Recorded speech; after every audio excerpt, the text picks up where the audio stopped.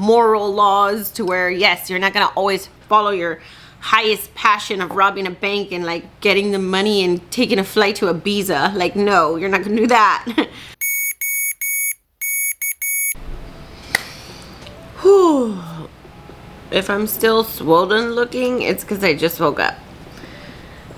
But I made my coffee.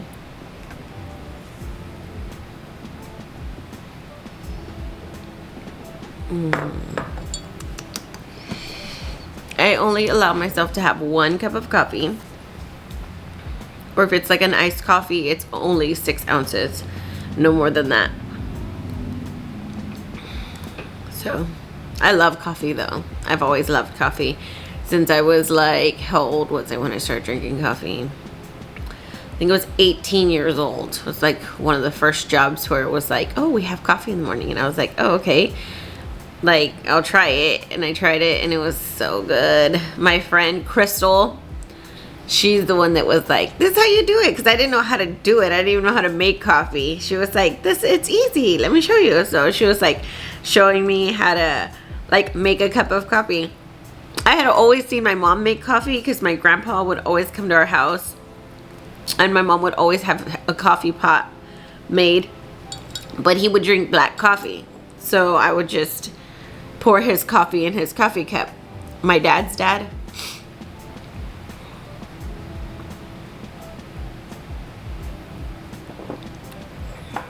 When I was like 6, my grandpa would go to work and he would come to my house after work. Like, he would get off work, come to my house, have a cup of coffee, decompress about the day, and then he'd go home to my grandma. Every day for like a few years it was like that. And my mom would make him a fresh pot of coffee like as soon as we heard him pulling into the drive. And he really enjoyed that. And so that was like our little routine. But I didn't know that you could have coffee any other way because I would just pour it in his cup and it was black. And I thought, oh, well, that's how people drink coffee. They just drink it like that. So when I started this job, my friend Crystal, she's a year older than me. I'm not going to say her last name because, you know, she's so sweet and kind. We're still friends to this day. And she was like, yeah, you want some coffee? And I was like, yeah, I'll have coffee, but like, I don't really know how to do it. And she was like, let me show you. And so she was like, this is creamer. And it was this regular powdered creamer. Like, it was just the powdered regular, you can go get it for like $2 creamer, and sugar, regular sugar. And she was like, you put the coffee? And I was like, yeah. And then she put it and she showed me like you could have it darker or lighter, and that depends on how much creamer you want. And I was like, oh, okay. And then she put sugar and I was just like tasting it. She was like, it can get sweeter. And I was like, oh, I didn't even know it could get sweeter. She was just like, yeah. She was putting more sugar. I was hooked, line and sinker that day. So it was funny, but I always remember that experience. And then we switched to French vanilla creamer, and it was like all over from there.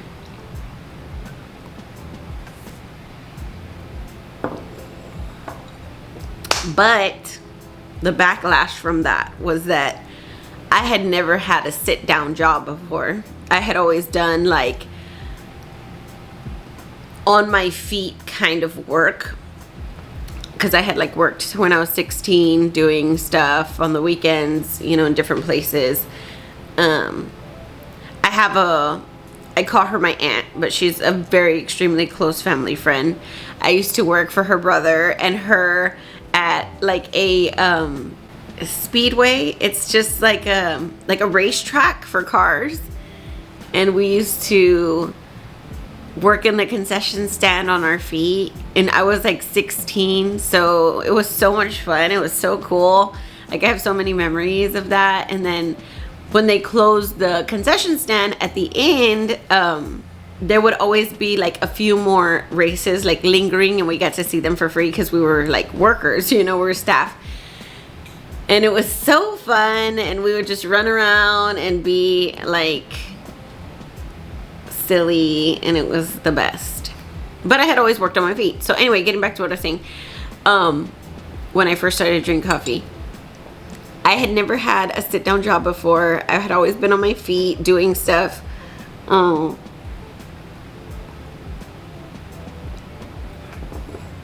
But every morning I was having this large cup of coffee full of sugar.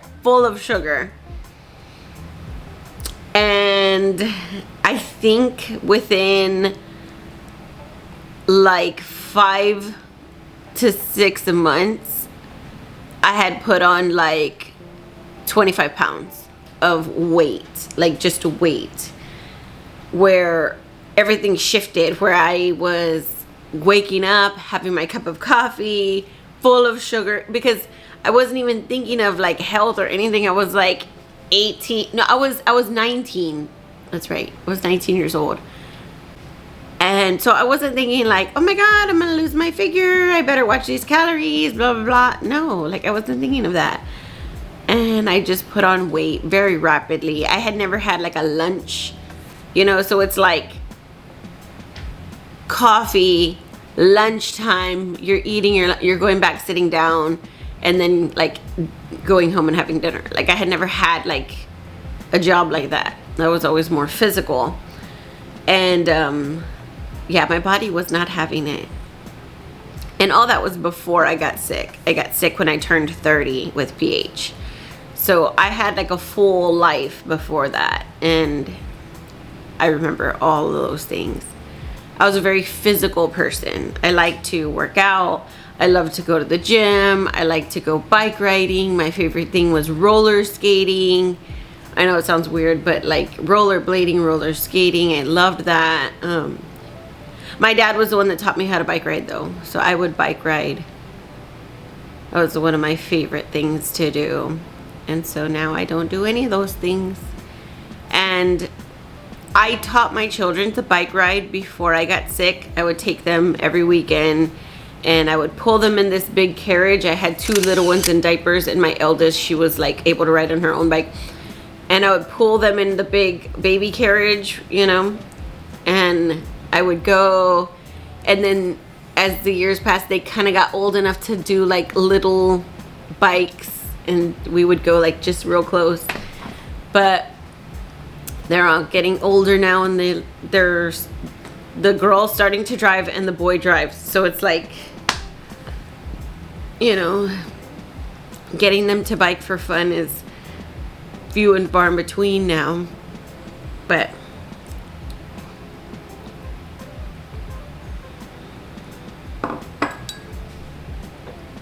at least they're still physical. I always make sure they're physical kids.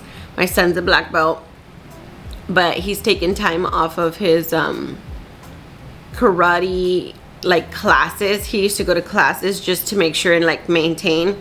My husband is also a black belt. He used to go with him, but they're taking time off because he's really focused on like school, and he's doing so well with that. So I'm really excited about that. So he does like debate, and he does all these other UIL history things, and he's looking into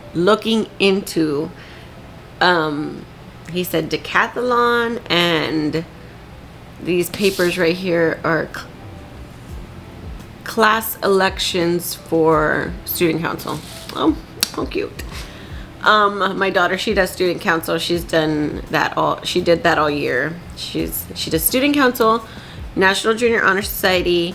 She's a varsity cheerleader now. She was a freshman cheerleader then, because that's all they had. They just had freshman academy cheerleaders. She was on that team, and now they tried out for her big high school, and she made the varsity squad there. She does tumbling, she does choir, she does art, she paints. So I'm always doing something in this house. We're always doing something in this house. Right now, my eldest's boyfriend, Edwin, we love him so much. He's so fabulous. They live together in San Antonio. We're so proud of them. I after they graduated from college, they lived together in San Antonio. So fabulous, right? How cute. His dad is helping me remodel my bathroom. They have like a construction company and they are all like amazing, and I'm so grateful for them and having their expertise and their education and their experience, you know, because I wanted to remodel my bathrooms, but I was like, no, I'm scared. Like, I'm scared. And also too, like when you hire, you know, like Edwin's family, it's like, I don't want to bother them. I don't want them to like feel like, oh, you know, let's stop what we're doing to go and see, you know, help her or whatever. It's kind of like sometimes you don't want to mix those things, but we love their family. They're so nice. We get along so well. And I just told him, I was like, I'm scared. Like, I'm scared to trust anybody else. Like, maybe there's a company you can tell me to like pick, you know? And he was like, I will do it. And I was like, oh, like, are you sure? And he's like, no, I don't even trust anybody else to do it. Like, I'll do it myself. And I was like, okay. So we've hired them to help us make our bathrooms brand new all over again. They were okay, but they're just 1950s bathrooms, and I'm excited. There's like a lot of work being done, and I'm like super excited. Everything they've done so far looks really great, and I'm like so happy, but I'm like still scared because it's your house, you know? Your house is your house, and you're always just like, okay, just put everything back together.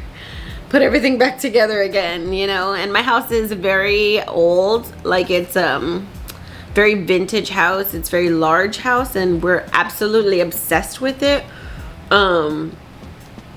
That's why when we moved in, the bathrooms weren't a problem for me, because my yard and my mature trees were like so beautiful. I didn't even care what the inside looked like. I told my husband, like, all that can be changed, all that can be fixed. You cannot purchase trees that are over 100 years old. They're probably over 200 years old. I really don't know how old our oak trees are, but they're so beautiful, beautiful, beautiful. And I told my husband, like, I'll live anywhere if I could live near these trees. And he was like, as long as you're happy and you're not gonna be sad because everybody has like these brand new houses. And I was like, no.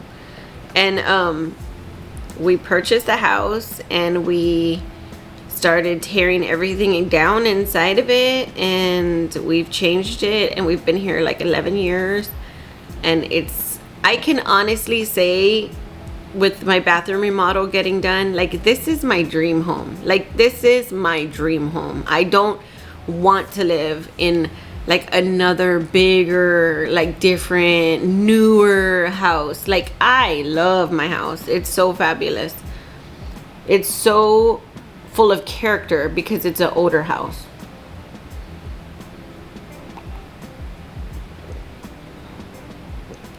We have, and when we pulled up all the carpets, there was hardwood floor underneath.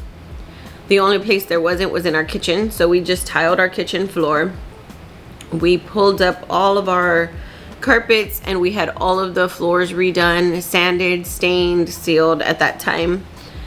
And all the walls repainted. What else did we do? We did our whole new kitchen renovation. We tore down a few walls that were like making things more separate, and we did like more open concept. So my house has had so much work. So this like hole behind me, like, it used to be a door, like a small tiny door. So we opened it up and like done a lot. So we've done a lot with our house. All this ceiling, how it's like wood, we put all that in. So I have 2 bathrooms in this house. The little one. Oh, I should put some pictures of what it looks like. I'll put some pictures of what it looked like before. And I'm still not done with the after, so I can't like do like before and after. Like, no. I think when it's finished, I'll do like a little mini video. But nobody, I mean, this channel's about PH, who is like, oh my god, let me see your bathroom. Like, no. But I will say this, because it is what it is and it's true. Finding your highest joys every single day, no matter what it is how I live my life. Like, I pick something that I'm very excited about, and that's what I focus on. Like this morning, it was fixing my cup of coffee. My friend on Facebook, Katrina, she's another, you know, she just had double lung transplant. She's doing fabulous. Everybody, I'm so happy for her. I love watching her stories and her news feed on Facebook. She was having a French vanilla coffee, and I was like, I need to know what's in that coffee. Is it powdered creamer? Is it French vanilla liquid? Creamer? Do you use sugar? You know, so she just like wrote in there everything that she put down, and I copied her recipe. And so I'm having my French vanilla coffee. Sorry, I got a phone call, and I had to take my morning medicines. See, this one was full. Oh my god, bro, I'm just getting like the worst angle possible for myself. Like, why am I doing myself dirty like that?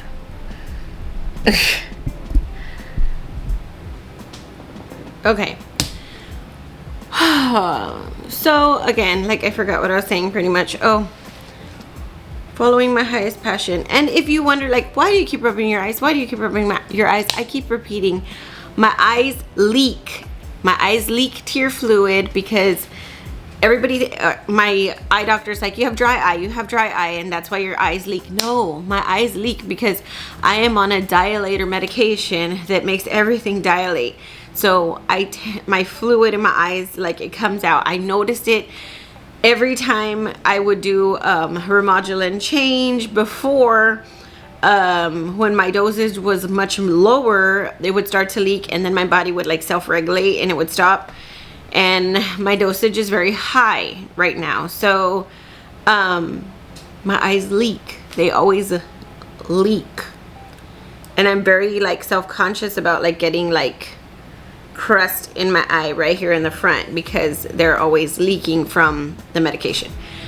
So yes, if you're like, why are you rubbing your eyes? You didn't wash your face. Yes, I did. It's just they leak. And in the morning, sometimes it's worse. Maybe, I don't know why. Maybe because like they've been closed all night, and then in the morning they're like, yay, fluid, rush to the front. But it's just what happens. So you'll always notice me messing with my eyes. But anyway, like I was talking about before my battery went dead and everything, I always try my hardest to follow my highest passion every single moment, because that's what makes me the happiest. And we all have circumstances, and there's laws, and there's rules, and there's, you know, moral laws to where, yes, you're not gonna always follow your highest passion of robbing a bank and like getting the money and taking a flight to Ibiza. Like, no, you're not gonna do that. Following your highest joy within the confounds and circumstances that you're in, meaning also like, do not go and get out all this crazy money that you can't afford to pay back and buy things and spend money on shit you cannot afford that's not in your price range. That's not also, I'm not talking about that either. I'm saying, like, if you can afford to enjoy a cup of coffee, that's what I mean, like within your means. And I tend to romanticize my life. People say that, oh, you're romanticizing your life. Yes, I fucking do. I do romanticize my life because every moment of my life is a joy. Every single moment of my life is a joy. Even the shitty parts. I look at my shitty parts of my life and I say, holy shit, like, God actually got me through that. I have an undenying faith that God will get me through anything. So when you live like that, actively, consciously, always live like that, there's nothing to be afraid of. Because even if God is like, okay, it's your time to die, I'm like, okay, I've taught my children everything they need to know from me. Everybody that's, you know, interacted with me has interacted with me for as much as they need to. God works perfectly, so there is no mistake, right? But I haven't died yet. So I'm just like very grateful. I'm very happy about that every single day. And there's nothing that could go wrong. All the problems are fixable, except for your health. That's different. So I do romanticize my life. I am very excited about living every single day. And I love to find something positive and focus on that. So even if it's my kids coming home from school, that I'm excited about that day, I make sure and I always tell them, like, I'm so excited you're home. And they get excited to hear me say that. They laugh at me and they enjoy that comment. And if I'm excited about what we're gonna have for dinner, like, I think about that and I get excited about that. And Katrina, again, getting back to my Facebook friend, Katrina, it was like, I had French vanilla coffee, regular Folgers coffee, and I was like, okay, I'm gonna copy it. And I was excited for that, to make sure and get all the things I needed to copy her coffee. And I'm sitting here and I'm just enjoying Katrina's coffee. And that makes me happy. Finishing redoing these bathrooms in my house makes me happy. That's my highest joy, is looking at the construction work that they do every day and being appreciative and excited and being happy about it. So that's my spiel. I don't know how to say that properly. That's my gossip for today. So I started out, all week I've been filming clips, and I was gonna put it together like a big mashup at the end of the week. And I was like, okay, start putting all these clips together and make one vlog, you know. But today, coffee talk has just gone, I think, way too long. So I'm gonna edit this coffee time down and just do like a coffee time video. And it's all inspired by my friend Katrina.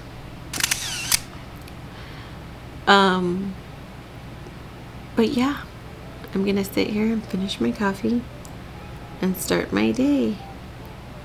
And that means making sure I have all my medicines for the week, making sure I don't need to schedule any of my doctor's appointments or testing or check any of my insurance claims or papers, make sure everything that the kids need is done. So that's my video for today. I'm gonna go ahead and make this video instead of adding it in my weekly vlog wrap-up idea. Scrap that. And we're doing a coffee time. I hope you guys like it. I'm your PH friend from Texas, and I will see you guys in the next video. Bye, and follow your highest passion for the day. Ooh. We don't need far too much. Just stay brave here beside me. Oh, happy day.